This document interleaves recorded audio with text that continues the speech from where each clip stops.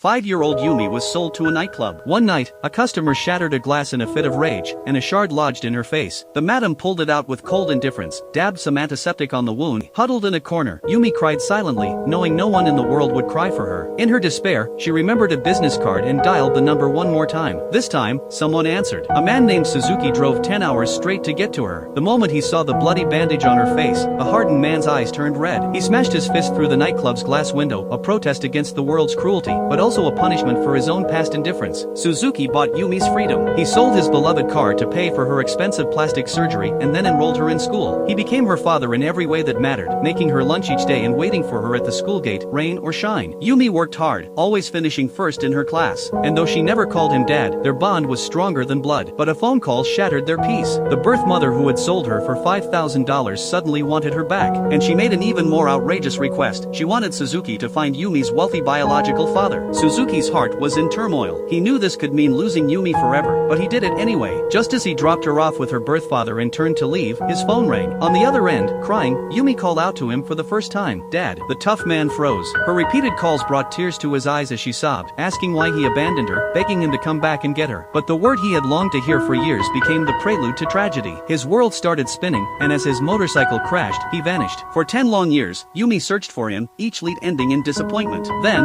a call from the police.